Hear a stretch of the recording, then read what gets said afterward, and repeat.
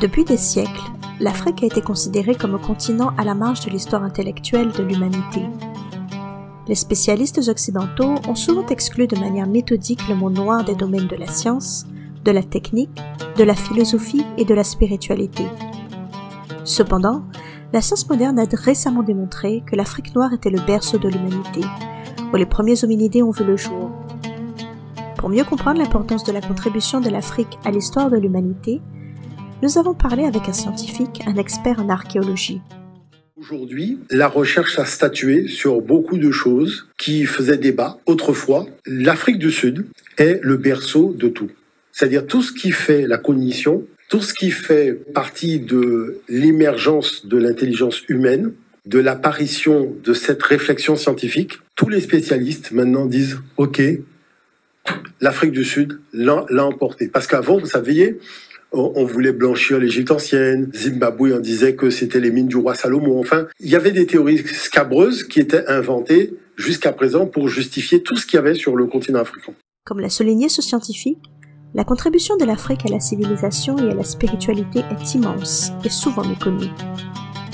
C'est pourquoi il est important de reconnaître l'importance de l'Afrique dans l'histoire de l'humanité et de célébrer la richesse de sa culture.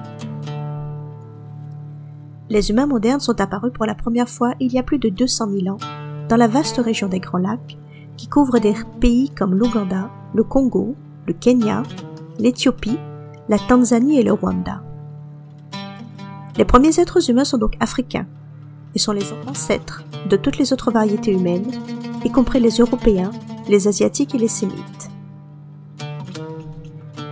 Les conditions climatiques exceptionnelles ont permis à nos ancêtres installés dans le Sahara verdoyant, puis le long du fleuve Nil, de développer des connaissances sur la nature et le cosmos durant des milliers d'années.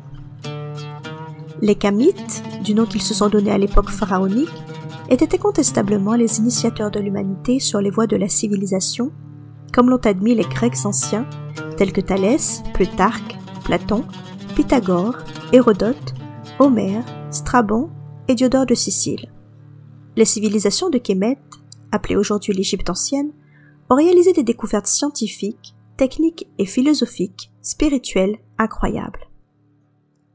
Les fondations historiques de l'Égypte ancienne sont incontestablement soudanaises grâce au roi Narmer, civilisateur Anou de grand génie, vers 3200 avant l'ère africaine. Que pouvez-vous nous dire à ce sujet, professeur Kalalao Motunde? Si nous avons construit des édifices tels que des pyramides et des temples immenses en Amérique du Sud, et que nous étions déjà là avant l'arrivée des Amérindiens, ça veut dire qu'il faut démontrer qu'en Afrique, nous avons construit déjà des civilisations ayant atteint des niveaux de développement qui dépassent l'entendement. Et en fait, en 2017, on a continué encore à trouver des civilisations. Et je vous propose de regarder justement ce que on a découvert au Soudan. C'est Charles Bonnet qui a fait des fouilles et qui a découvert mais vraiment des choses extraordinaires. Plus d'une dizaine de civilisations, ce qui est énorme. Vous voyez ? D'environ 2000 ans avant Jésus-Christ et pourrait remettre en cause toute l'histoire de cette région d'Afrique. Les explications de Maud Roubaud. La structure est étonnante, inédite même. Un pur produit de l'architecture africaine, conçu il y a 3500 ou 4000 ans. Aujourd'hui, il ne reste que les fondations qui viennent d'être mises au jour. C'est un énorme bâtiment avec des formes rondes et ovales. Certains côtés font plus de 50 mètres de long et avec 1400 colonnes. Cela signifie que c'est un bâtiment énorme et son architecture est inconnue. Visiblement, son style n'a pas fait des mules, mais la découverte est extraordinaire pour l'histoire de la région. Tout reste à comprendre. C'est fascinant pour nous, car nous découvrons un monde nouveau. Et c'est le monde africain. Le sujet passionne Charles Bonnet, 50 ans qu'il travaille sur le site de Doukidjel et remonte toujours plus loin dans le temps.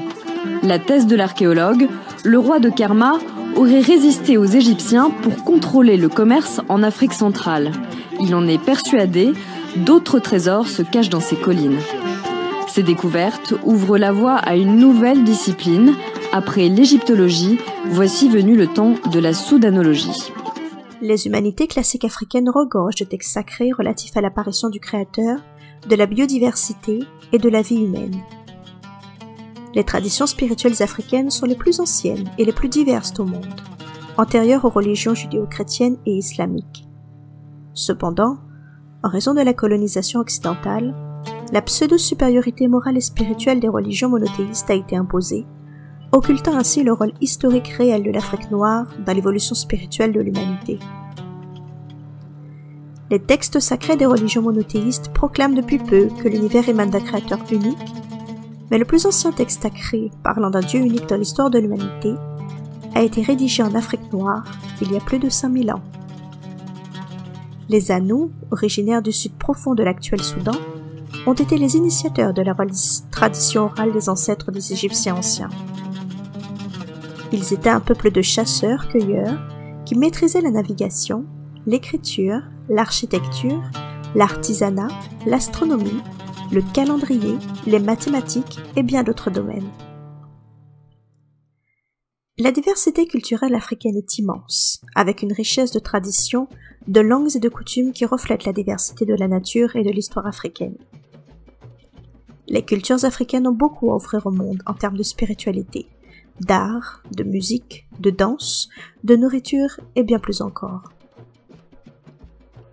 L'Afrique est un continent riche en beauté naturelle, avec une variété de paysages allant des forêts tropicales au désert, en passant par les savanes. Les villages traditionnels africains témoignent de la connexion profonde entre l'homme et la nature. Les Africains sont des gens accueillants, chaleureux et généreux, avec une forte culture de la communauté et de l'entraide. Malgré les défis auxquels ils sont confrontés, les Africains continuent de puiser dans leur riche héritage culturel pour faire face à l'avenir avec espoir et résilience. En conclusion, l'Afrique a apporté une contribution immense à la civilisation et à la spiritualité de l'humanité, et sa diversité culturelle continue d'enrichir le monde. Nous devrions tous apprendre à apprécier et à célébrer la richesse et la beauté de l'Afrique, ainsi qu'à respecter son rôle central dans l'histoire de l'humanité.